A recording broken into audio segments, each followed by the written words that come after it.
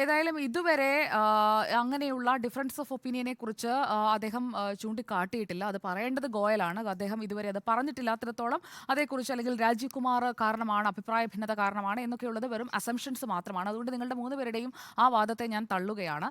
ഇനിയിപ്പോൾ നടക്കാൻ പോകുന്നത് പ്രധാനമന്ത്രിയും ശിങ്കിടിയും കൂടി ഇരുന്ന് ചെയ്യുന്ന കാര്യമൊന്നുമല്ല. അതിന് കൃത്യമായിട്ടുള്ള നടപടിക്രമങ്ങളുണ്ട്. അതിനകത്ത് ഒരു സെർച്ച് കമ്മിറ്റിയുടെ മീറ്റിംഗ് ആണ് അടുത്തതായി നടക്കാൻ പോകുന്നത്. ആ സെർച്ച് കമ്മിറ്റിയെ ഹെഡ് ചെയ്യുന്നത് നിയമമന്ത്രി അർജുൻ റാം മേഘ്വാളാണ്. അതിൽ ആഭ്യന്തര സെക്രട്ടറി ഉണ്ട്, മാത്രമല്ല പേഴ്സണൽ ട്രെയിനിങ് സെക്രട്ടറി ഉണ്ട്. അവർ 2 സെപ്പറേറ്റ് പാനൽസ് ആണ്. ഈ 2 പേരുടെ, ഒരാൾ റിട്ടയർ ചെയ്തതിൻ്റെയും ഇപ്പോൾ ഗോയലിൻ്റെ ഒഴിവും, ഈ 2 സെപ്പറേറ്റ് പാനൽസ്, അത് 5 പേരുടെ വീതം പേരുകളുള്ള പാനലുകൾ ഈ സെർച്ച് കമ്മിറ്റി അടുത്ത ദിവസം തന്നെ ഉണ്ടാക്കി കൈമാറാൻ പോവുകയാണ്. അതിനുശേഷമാണ് സാർ നേരത്തെ സൂചിപ്പിച്ച ശിങ്കിടി എന്ന് സൂചിപ്പിച്ച ആ സെലക്ഷൻ കമ്മിറ്റി വരാൻ പോകുന്നത്. ആ സെലക്ഷൻ കമ്മിറ്റിയിൽ പ്രധാനമന്ത്രി, അതോടൊപ്പം തന്നെ ഒരു കേന്ദ്രമന്ത്രി, പിന്നെ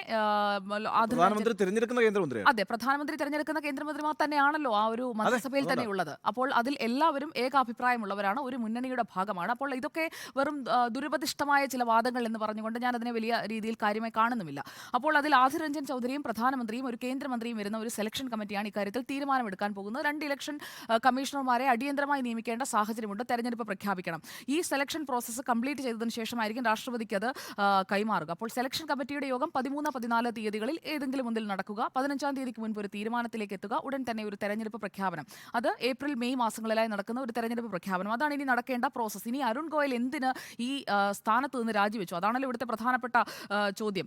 അതിൽ അദ്ദേഹത്തിന്റെ വ്യക്തിപരമായ കാരണങ്ങൾ എന്നാണ് അദ്ദേഹം ഇതുവരെ പറഞ്ഞിരിക്കുന്നത്. അങ്ങനെയല്ല, മറ്റു ചില കാരണങ്ങളാലാണ്, തെരഞ്ഞെടുപ്പ് അട്ടിമറിക്കാനാണ്, അങ്ങനെയാണല്ലോ നേരത്തെയും ചെയ്തുകൊണ്ടിരുന്നത്. ഇതൊക്കെ ഊഹാപോഹങ്ങളാണ്, ഒന്നും തെളിയിക്കപ്പെട്ടിട്ടില്ലാത്ത കാര്യങ്ങളാണ്. അപ്പോൾ ആ ഊഹാപോഹങ്ങളിൽ അഭിരമിക്കേണ്ടവർക്ക് അങ്ങനെ തന്നെ ചെയ്യാം. പക്ഷേ പേഴ്സണൽ റീസൺ സൈറ്റ് ചെയ്തുകൊണ്ടാണ് അരുൺ ഗോയൽ രാജിവെച്ചിരിക്കുന്നത്. അദ്ദേഹവുമായി അടുത്ത വൃത്തങ്ങളും അതെല്ലാമാണ് പറഞ്ഞിരിക്കുന്നത്. മാത്രമല്ല, ഗോയലും രാജീവ് കുമാറും തമ്മിൽ ഡിഫറൻസ് ഓഫ് ഒപ്പീനിയൻ ഉണ്ടായിരുന്നോ എന്നുള്ള കാര്യങ്ങളിലും കൃത്യമായി അങ്ങനെ ഒരു കാര്യം പുറത്തു വരാത്തിടത്തോളം അതിനെ അംഗീകരിച്ച് സംസാരിക്കാൻ കഴിയില്ല എന്നുള്ളതാണ് എൻ്റെ ബോധ്യം. പിന്നെ ഓരോ തീരുമാനങ്ങൾക്കും കൃത്യമായ മിനിറ്റ്സ് ഉണ്ട്. ആ തീരുമാനങ്ങളൊക്കെ രേഖപ്പെടുത്തി തന്നെയാണ് മുന്നോട്ട് പോകുന്നത്. രേഖയില്ലാത്ത ഒന്നും, എല്ലാം വായുവിൽ വരച്ച വരമായി മാത്രമായി നിൽക്കുന്ന ഒരു സംവിധാനമല്ല കേന്ദ്ര സർക്കാരിനുള്ളത്, തെരഞ്ഞെടുപ്പ് കമ്മീഷനുള്ളത്. അതുകൊണ്ട് തന്നെ അതിൻ്റെയൊക്കെ മിനിറ്റ്സ് അവൈലബിൾ ആണ്. അങ്ങനെയുള്ള ഒരു ഇന്റേണൽ ഡിസ്കോഡ് ഉണ്ടോ, ക്രൂഷ്യലായിട്ടുള്ള യോഗങ്ങൾ പങ്കെടുക്കാതിരുന്നിട്ടുണ്ടോ തുടങ്ങിയ കാര്യങ്ങളൊക്കെ പരിശോധിക്കപ്പെടേണ്ടതാണ്. ഇനി അല്ലെങ്കിൽ സാക്ഷാൽ ഗോയൽ തന്നെ വെളിപ്പെടുത്തട്ടെ. എന്തായാലും മികച്ച ഒരു IAS ഓഫീസറായിരുന്നു അദ്ദേഹം. വഹിച്ച പദവികളിൽ ഇതിലേക്ക് വന്നതിന് ശേഷമൊന്നും അദ്ദേഹത്തെക്കുറിച്ച് വേറെ രീതിയിലുള്ള പരാമർശങ്ങളൊന്നും ഇതുവരെ ഉയർന്നു വന്നിട്ടില്ല. ഇനിയിപ്പോൾ അത് രാഷ്ട്രീയമായി ഉപയോഗിക്കാൻ സ്വാഭാവികമായും പ്രതിപക്ഷം ശ്രമിക്കുമെന്നുള്ളത് വ്യക്തമാണ്. ഇനിയിപ്പോൾ തെരഞ്ഞെടുപ്പ് പ്രഖ്യാപിക്കുന്നതിന് മുൻപായി നിയമിക്കുന്ന 2 കമ്മീഷണർമാർ അവരാരാണ് എന്ന് വന്നതിന് ശേഷം അവരെക്കുറിച്ച് കമന്റ് ചെയ്യാം എന്നുള്ളതാണ് എൻ്റെ പൂർണ്ണമായ ഉത്തരം. കൂട്ടിച്ചേർക്കാൻ എന്തെങ്കിലും? എനിക്കൊരു കാര്യം കൂട്ടിച്ചേർക്കാനുണ്ട്. അതായത് ഇതിനകത്തുള്ള പ്രശ്നം എന്താ വെച്ചാൽ, ഇപ്പോൾ പ്രധാനമന്ത്രി ശിങ്കിടിയും ഞാൻ, പക്ഷേ സുജിയ, സെർച്ച് കമ്മിറ്റിയിലായാലും അതിനുശേഷം പ്രധാനമന്ത്രിയുടെ നേതൃത്വത്തിലുള്ള ആ സംഘമായാലും അത് ഭരണപക്ഷമാണ് തീരുമാനമെടുക്കുന്നത്.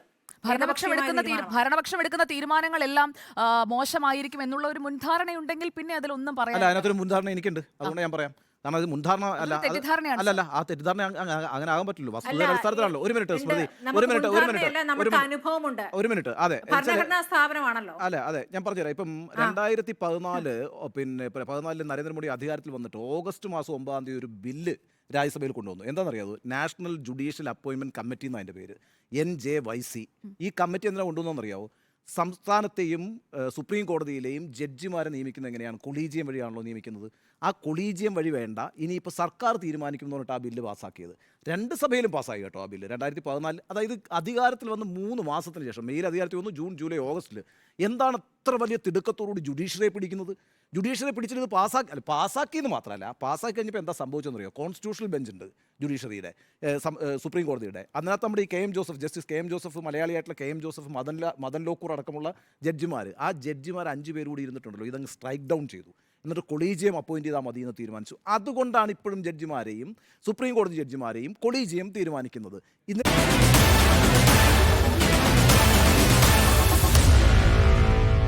Meet the editors.